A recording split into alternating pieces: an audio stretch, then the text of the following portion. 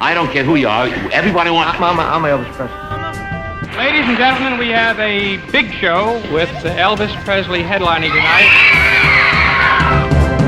Here is Elvis Presley.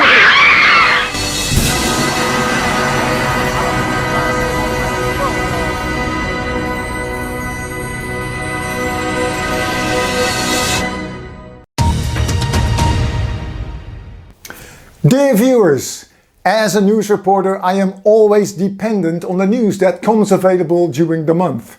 There are times when I have to omit or shorten the news items because I do not want to exceed the maximum 20 minutes marks of my videos. Unfortunately, this month it is the opposite and I was really scraping the barrel. So I had to be a little more creative this month. Still, I hope you will enjoy the Elvis Presley News Report of April 2024. The Direct from Graceland exhibition is by popular demand extended for a second time. The exhibition at the Arches London Bridge Museum will be extended into the summer until September 1st. Alongside this extension, several new artifacts are making their way to the museum for the remaining run of the exhibition. These artifacts include Elvis's Gibson J200 leather guitar cover, the Grammy Award of Elvis's 1974 live recording of How Great Thou Art, the red vest worn on set during the filming of the 1968 comeback special, and a diamond and ruby ring worn on stage during the filming of Elvis on Tour. Last but not least, a pair of TCB aviator sunglasses will be included in the White Glove experience. On May 21, 1969, Elvis Presley and a group of his friends walked into Hillcrest Motor Company in Beverly Hills to buy a new Cadillac Eldorado. This particular car was used by Elvis from 1969 to 1973. In 1974, he sold this car to Max Service, who was Elvis's mechanic in Beverly Hills. The original paperwork shows some really detailed information. Besides Elvis's signature at the bottom, we also see the names of Joe Esposito, Gigi Marvin Gamble, and Charlie Hodge on the new car purchase contract. Even the name of Priscilla is visible. The list price of the Cadillac Eldorado was $6,930, and with all the extra costs, the total payable was $8,550. Apart from paying cash, Elvis also traded in a 1966 car for which he received $2,500. The color number shows that this was a sable black 1966 Cadillac Fleetwood Eldorado convertible. The Cadillac Eldorado, which Elvis bought in 1969, went under the hammer on March 8. Including the auction house premium, the buyer had to pay $253,000. The Memphis Recording Services record label from the United Kingdom will release the complete Movie Masters 1960-62 plus session outtakes on the 26th of April 2024. The set comprises 4 CDs plus a 140-page hardback book. CDs 1 and 2 pays tribute to Elvis's complete master soundtrack recordings made for his 7 movies between 1960 and 62. CDs 3 and 4 contain rare outtakes from these recording sessions and do include unreleased material. All tracks on the entire release are in stereo with no exceptions. This means that also the stereo masters from the Follow That Dream movie that have never been officially released are included. The text of the 140-page book focuses on each of the 7 films and is complemented by rare and previously unseen photographs and memorabilia. This set nicely complements the previous 3 releases of the Memphis Recording Services label: the complete 50s Movie Masters and session recordings, Elvis on Television, the complete sound recordings, and Elvis Back in living stereo.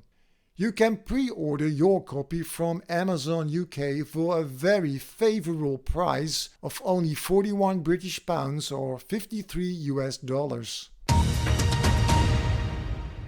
Timothy Chalamet portrays Bob Dylan in the upcoming Bob Dylan biopic. In an interview with New Musical Express, he says that he wants Austin Butler in his movie to play the role of Elvis. I wish you were in it. I mean, there's an Elvis character in the Johnny Cash biopic. It's really brief. It's very brief. It's very brief. Yeah, that's but right. I was kind of wishing he'd create a musical cinematic universe. We all know that Dylan and Elvis never met, but perhaps the screenwriter will take some liberties in the script. Same like Baz Luhrmann did with Elvis meeting Little Richard. There is no photographic evidence of a meeting and it was never noted in the Elvis literature. Hello everybody, it's trivia time. And in last month's trivia I asked you on which Elvis song did the Anita Kerr singers provided the backing vocals. Well, the correct answer had to be the song Tomorrow Night, which Elvis had recorded at Sun Records in 1954. On March 18, 1965, so more than 10 years after the initial recording, the Anita Kerr singers were present at an overdub session to give the song a more updated sound so it could be released on the LP Elvis for Everyone. The trivia for this month is made with the help of artificial intelligence. The trivia is divided into two sections. First, I'll show you the easy version. Here are 4 pictures. 3 of them depict an Elvis song and 1 does not. Can you tell me the number of the song that is not an Elvis song? Further into the video I will also show you a more difficult version. Place your answer in the comments below. Good luck everybody! This is an update to a story from a previous video where I mentioned that I would have some revealing news about Priscilla's funeral at Graceland. A few days before I finished this April video, I received a very important document that I will share with you.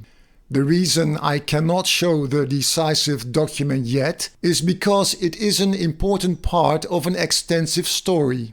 I want to show this story to my viewers according to the high standards I set for my videos.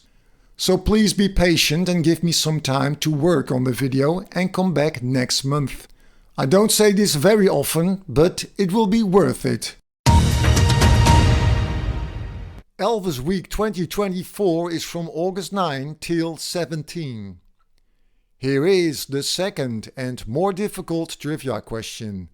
Can you tell me the number of the photo that is not an Elvis song?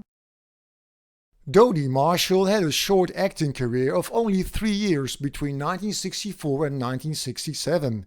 In that time frame she played in 2 Elvis movies, Spin Out and Easy Come Easy Go. Dodie is now 89 years old and she is selling her wristwatch which she received from Elvis as a gift after the filming of Easy Come Easy Go. The case back is engraved with the message from Elvis Presley to Dodie Marshall, "My great treasure, my greatest, love Elvis." Apart from Dodie's version of the story, there is no evidence of Elvis giving her this wristwatch, but despite that I tend to believe Dodie's story. Auction house Bonhams sells this watch in an online auction between April 20 till 30 and the estimate is between $4,000 to $6,000. Do you remember the story of the fake acetate which Graceland bought that I showed in the February report? Here is the evidence that the record was sold in 2013 for €65,000.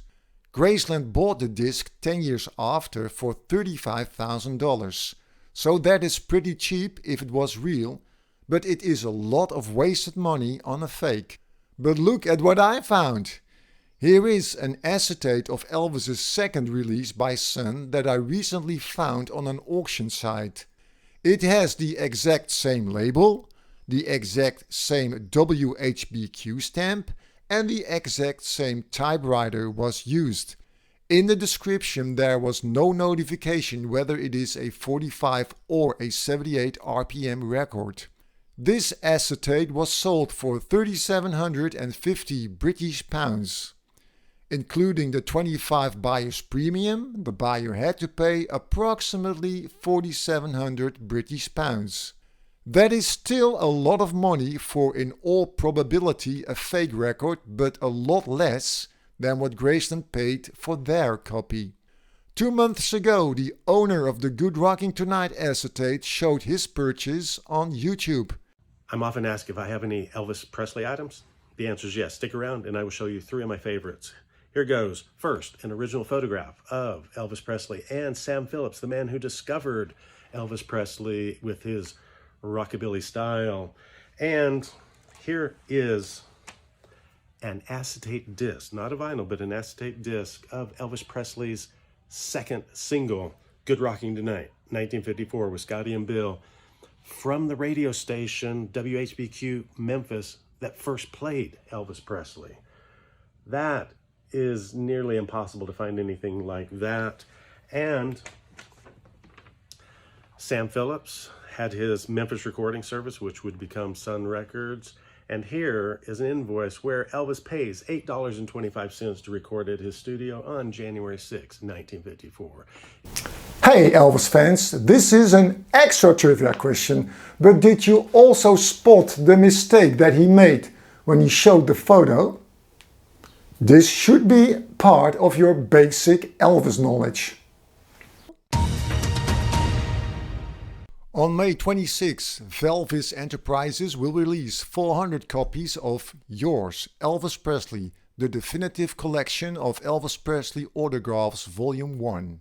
This hardback book is written by Stephen Schutz and contains 100 authentic autographs and approximately 75 never-before published photos of Elvis from 1955 to 1976.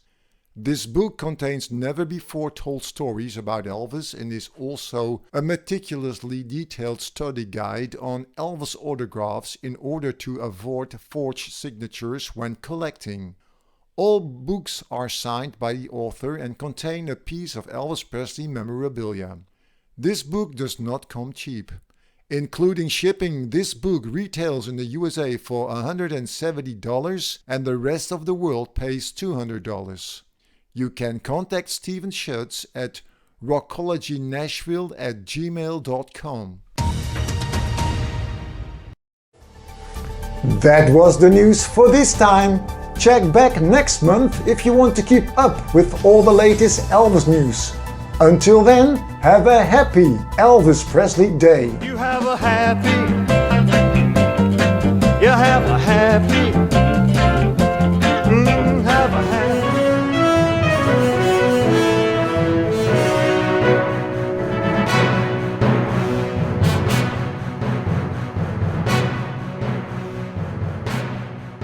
Did I hear someone say something about Elvis?